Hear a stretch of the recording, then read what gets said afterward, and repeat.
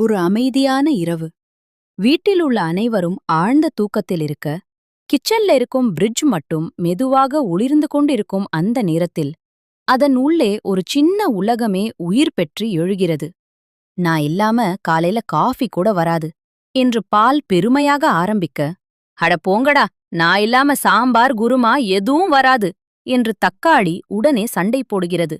அதுக்குள் முட்டை, hello, நாதான் protein king, gym போறவங்களுக்கு நாதான் mass என்று தன் ஸ்டைலில் கெம்பீரம் காட்ட, சாக்லேட், குழந்தைகள் யாருக்காக பிரிட்ஜ் திறக்கறாங்க தெரியுமா?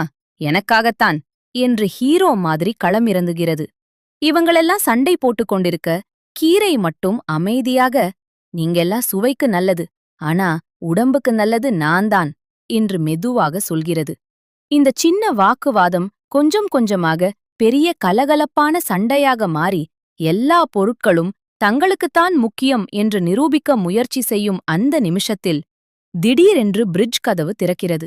வெளியிலிருந்து வரும் ஒளி எல்லாரையும் ஒரு நிமிஷம் அமைதியாக்க, அம்மா உள்ளே கையை நீட்டி, பால், தக்காளி, முட்டை, கீரை, சாக்லேட் எல்லாத்தையும் ஒன்றாக எடுத்துக்கொண்டு செல்கிறார். அடுத்து கிச்சனில் அந்த எல்லா பொருட்களும் சேர்ந்து ஸ்மூத்தி, சாலட், பாயில்ட் எக், கீரை கறி, ஸ்வீட் டெசர்ட்டாக மாறி டேபிள்ல ஒரு சுவையான உணவாக பரிமாறப்படுகிறது. அப்போதுதான் அந்த பிரிட்ஜ் உள்ளே இருந்த எல்லா ஐட்டம்ஸுக்கும் ஒரு உண்மை புரிகிறது.